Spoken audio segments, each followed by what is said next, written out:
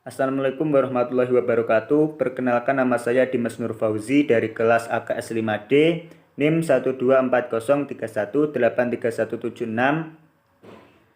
Saya dari kelompok 10 akan mempresentasikan materi makalah kami, yaitu mengenai analisis data kualitatif 1 studi kasus. Pada bab ini saya akan mempresentasikan sub pertama, yaitu mengenai manfaat dan pengertian dari studi kasus. Pengertian dan manfaat dari penelitian studi kasus. Creswell dalam bukunya yang berjudul Qualitative Inquiry and Research Design mengemukakan bahwasannya studi kasus merupakan suatu eksplorasi dari sistem yang terikat atau suatu kasus yang dari waktu ke waktu melalui pengumpulan data yang mendalam serta melibatkan berbagai sumber informasi yang banyak dalam suatu konteks.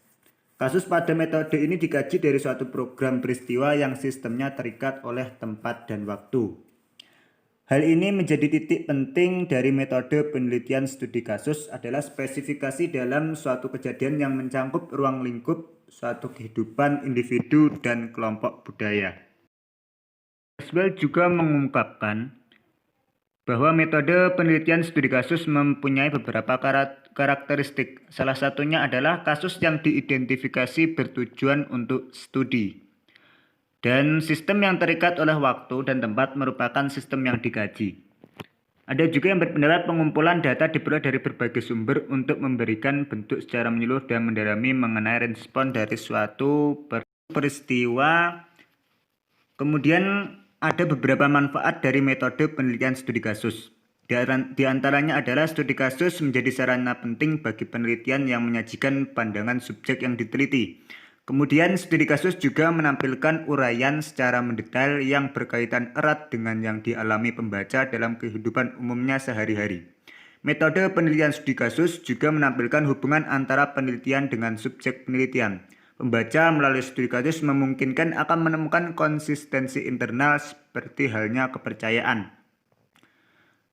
Studi kasus memberikan penilaian atas konteks yang turut ikut andil dalam pemaknaan atas peristiwa dalam konteks kejadian. Studi kasus juga menyajikan informasi yang jelas yang berguna bagi penilaian.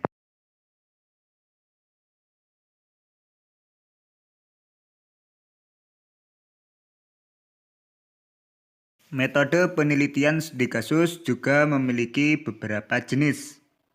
Di antaranya adalah yang pertama, yaitu studi kasus kasual atau biasa disebut explanatory. Tujuan dari penelitian studi kasus kasual ialah untuk menjelaskan suatu hubungan yang terjadi antara dua atau lebih gejala variabel dengan identifikasi untuk menemukan penyebab masalahnya. Titik dasar dari penelitian ini adalah pertanyaan mengapa. Karena sebagian besar orang tidak akan cukup jika cuma sekedar mengetahui apa yang telah terjadi, maka perlu identifikasi lebih lanjut mengenai permasalahan yang terjadi. Maka diperlukan adanya identifikasi sebagai variabel di luar masalah tersebut untuk mengkonfirmasi sebab timbulnya masalah. Kemudian yang kedua adalah studi kasus deskriptif. Metode studi kasus deskriptif dapat digunakan untuk meneliti suatu kelompok manusia, suatu bentuk keseluruhan kondisi, suatu objek, suatu bentuk pemikiran, atau satu tingkatan peristiwa pada era sekarang.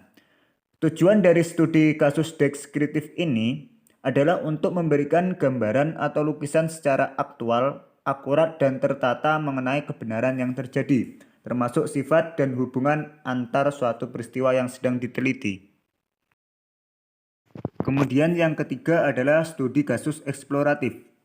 Tujuan utama dari penelitian eksploratif adalah guna menguji suatu teori atau dugaan sementara untuk memperkuat ataupun menolak teori-teori yang telah ada sebelumnya. Penelitian ini bertujuan untuk memperoleh keterangan, informasi, data mengenai hal-hal yang masih samar atau bahkan belum pernah diketahui.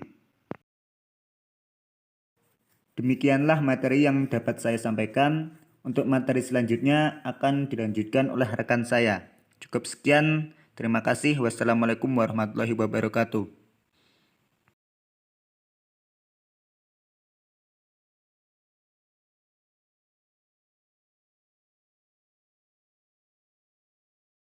Assalamualaikum warahmatullahi wabarakatuh. Perkenalkan, nama saya Elvira Triwahyuni, NIM 183 dari AKS 5D dari kelompok 10 akan menjelaskan tentang tujuan dan analisis data. Berikut penjelasan dari saya. Tujuan metode penelitian studi kasus. Tujuan metode penelitian studi kasus secara umum untuk memahami dan menjelaskan objek yang akan atau sedang dikaji. Berikut tujuan metode penelitian studi kasus, yaitu yang pertama, studi kasus deskriptif merupakan membandingkan suatu teori yang baru dengan temuan yang sudah ada pada teori sebelumnya. Yang kedua, studi kasus psikolog memiliki tujuan yang rinci terkait perilaku dan pemikiran manusia.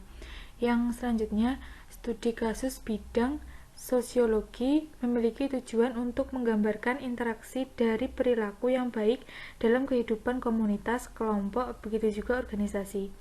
Yang selanjutnya, studi kasus kolektif memiliki tujuan untuk memberikan sekelompok yang sudah terbentuk dengan data yang ringkas dan jelas.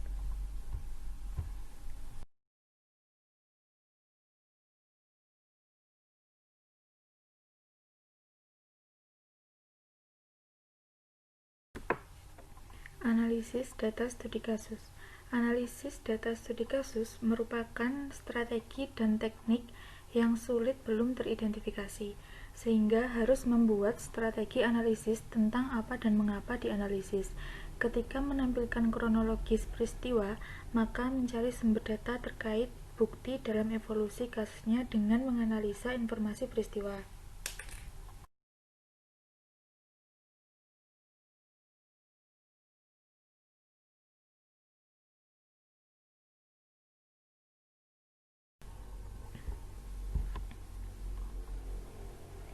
Steck mengatakan ada 4 bentuk analisis data beserta interpretasinya penelitian kasus studi sebagai berikut. Yang pertama, pengumpulan kategori atau peristiwa. Peneliti akan mencari kumpulan data untuk menemukan makna yang relevan terhadap isu yang muncul. Yang kedua, interpretasi langsung. Peneliti studi kasus akan menarik makna tanpa mencari banyak contoh. Hal ini proses menarik data secara terpisah dan mengembalikannya secara bersamaan agar lebih bermakna. Yang ketiga, peneliti membuat pola dan mencari kesepadanan dari 2 atau lebih kategori. Yang keempat, peneliti mengembangkan generalisasi yang diambil dari orang yang belajar suatu kasus, apakah kasus tersebut sendiri atau menerapkan populasi kasus. Dalam studi kasus peristiwa penembakan, kita dapat menganalisa dari pemain utama, tempat, dan peristiwa kejadian. Kemudian, kita mengumpulkan data ke dalam 20 kategori dan dipisahkan menjadi 5 pola. Di bagian akhir, kita bisa mengembangkan generalisasi tentang kasus yang dipandang dari berbagai macam aspek. Melakukan analisis studi kasus memiliki strategi analisis yang baik. Analisis studi kasus hal yang sulit karena harus menemukan data yang banyak. Menurut Robert Kayin, terdapat 6 teknik yang kemudian dibagi menjadi 3 analisis studi kasus, yaitu yang pertama, logika pola. Logika akan membandingkan pola berdasarkan data empirik dengan pola yang diprediksi. Jika hasil kedua pola terdapat kesamaan, maka akan menguatkan validasi internal studi kasus. Membuat eksplanasi yang memiliki tujuan menganalisis data studi kasus dengan eksplanasi pada kasus yang bersangkutan. Yang ketiga, analisis deret waktu menggunakan pendekatan eksperimen. Menurut Creswell, studi kasus memerlukan pengumpulan data yang banyak agar peneliti mencari gambaran yang mendalam pada suatu kasus. Strategi yang baik dapat menyusun deskripsi yang rinci dari kasus. Assalamualaikum warahmatullahi wabarakatuh. Saya Tuti Ratnawati Saneel Randi, NIM 12403183179. Saya dari AKS 5D dari kelompok 10 akan menjelaskan tentang langkah-langkah penelitian studi kasus. Berikut penjelasan dari saya. Langkah-langkah studi kasus terdapat 11 langkah, berikut penjelasannya. Pertama, pemilihan tema atau topik kasus. Peneliti memilih kasus tertentu yang dikuasai oleh bidang yang sangat penting. Kasus bisa diperoleh dari hasil pengamatan sendiri, pengalaman, membaca, mengikuti seminar, dan diskusi. Jadi, peneliti pertama akan menentukan tema. Setelah tema telah ditemukan, maka akan mencari topik. Ketika topik sudah ketemu, maka akan mencari objek. Nah, objek ini menjadi kasus. Setelah tema, topik, dan kasus, maka peneliti akan menemukan judul penelitian. Kedua, pembacaan literatur. Pembacaan literatur mungkin dari jurnal, hasil penelitian, buku, dan surat kabar yang berkaitan dengan kasus. Tujuan pembacaan literatur untuk memperluas wawasan dan mempertajam rumusan masalah yang akan diteliti. Banyak peneliti yang mengumpulkan banyak literatur namun tidak relevan. Padahal kualitas penelitian tidak dinilai dari tebalnya hasil penelitian, tetapi ketetapan metode penelitian, keluasan wawasan, kedalaman analisis, dan temuan yang baru menjadi penilaian dalam penelitian. Ketiga, perumusan fokus dan masalah penelitian. Fokus penelitian merupakan hal utama peneliti untuk konsentrasi, sedangkan masalah penelitian ini merupakan rumusan masalah yang perlu digali informasi secara mendalam untuk mendapatkan pengetahuan yang banyak dan berharga. Keempat, pengumpulan data. Data penelitian studi kasus terdapat beberapa teknik seperti wawancara, observasi, dan dokumentasi. Peneliti dapat mengukur ketepatan dan pengumpulan data sehingga peneliti dapat menentukan subjek yang tepat untuk diwawancarainya terkait waktu dan tempat pelaksanaan wawancara. Kelima, penyempurnaan data. Jadi, setelah data terkumpul, maka perlu disempurnakan dengan membaca secara keseluruhan data dan merujuk pada rumusan masalah. Jika rumusan masalah dijawab dengan data yang tersedia, maka dianggap sempurna. Sebaliknya, jika rumusan masalah tidak dijawab dengan data yang tersedia, maka dianggap kurang sempurna atau belum lengkap. Sehingga peneliti itu perlu dikembalikan lagi untuk melengkapi data yang kurang lengkap. Keenam, pengolahan data. Setelah data dianggap sempurna, maka tahap selanjutnya itu peneliti melakukan pengolahan data. Pengolahan data itu dilakukan dengan pengecekan kebenaran data, melaksanakan coding, menyusun data, dan mengoreksi wawancara dan klarifikasi data. Tahap pengolahan data untuk mempermudah tahap analisis selanjutnya. Ketujuh, proses analisis data. Proses analisis data terkait mengatur, mengelompokkan, mengurutkan data menjadi bagian yang berdasarkan pengelompokan tertentu sehingga memperoleh rumusan masalah yang diajukan. Berikut langkah-langkah yang bisa digunakan. Pertama, membaca secara keseluruhan informasi umum. Kedua, pesan-pesan umum diambil untuk pesan khusus. Ketiga, pesan-pesan khusus akan diketahui dari suatu pola umum data kemudian dikelompokkan berdasarkan pada urutan dari kategori dan kejadian. 8. Dialog teoretik. Dialog teoretik ini temuan konseptual. Biasanya itu magister atau dokter akan melakukan dialog temuan dengan teori yang dibahas pada kajian pustaka. Kajian pustaka itu dibahas sebagai dialog teoretik. Yang kesembilan, triangulasi temuan. Triangulasi temuan adalah melaporkan temuan penelitian kepada informan pada satu wawancara. Namun, hal ini dilakukan pada studi kasus jarang karena takut berbeda hasilnya dari yang ditemukan. Yang ke-10, simpulan hasil penelitian. Pada bagian ini, peneliti akan mencantumkan implikasi teoretik. Contohnya untuk S1 skripsi, peneliti akan mencari fakta-fakta dari lapangan sesuai pertanyaan penelitian. Tingkat magister tesis itu menyajikan fakta dengan mengembangkan teori penelitian. Tingkat dokternya disertasi akan menemukan temuan baru. Yang ke-11, laporan penelitian. Laporan penelitian merupakan langkah akhir dari penelitian studi kasus yang berisi pertanggungjawaban dalam penelitian. Laporan penelitian ini memiliki 3 versi. Yang pertama, objektif, sistematik, dan menggunakan metode ilmiah. Apa sih objektif itu? Objektif itu adalah bukti nyata. Sedangkan sistematik artinya adalah berurutan atau runtut dari awal pembahasan hingga akhir laporan yang saling berkaitan satu sama lain dengan logis. Metode ilmiah memiliki dasar-dasar kaidah ilmiah secara umum, yaitu dibutuhkan pembahasan, proses pembahasan, dan produk penjelasan. Assalamualaikum warahmatullahi wabarakatuh. Perkenalkan, nama saya Monika Syafaliota, NIM 12403183195. Baik, selanjutnya saya akan menjelaskan subbab tentang proses pengumpulan studi kasus. Menurut Yin, pengumpulan studi kasus dapat diambil dari berbagai sumber informasi. Ada 6 bentuk pengumpulan studi kasus. Yang pertama dokumentasi. Nah, dokumentasi itu bisa kita ambil dari surat, memorandum, agenda, laporan suatu peristiwa, artikel, dan lain sebagainya.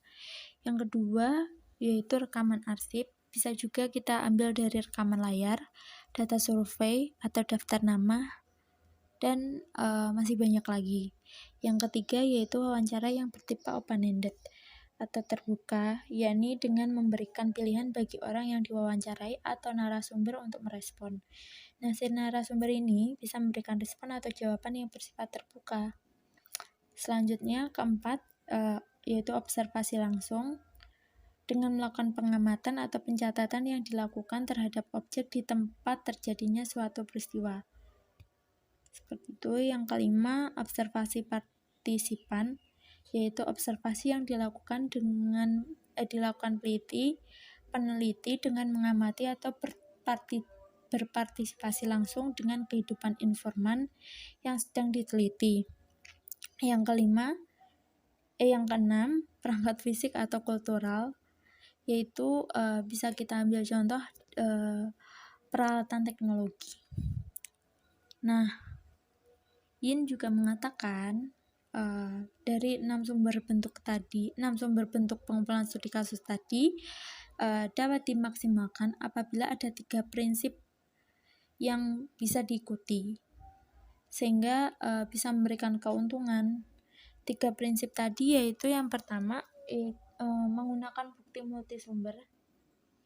Yang kedua, menciptakan data dasar studi kasus atau catatan studi kasus atau narasi. Yang ketiga, yaitu memelihara rangkaian bukti. Memelihara rangkaian bukti itu buktinya itu disimpan dengan baik-baik gitu.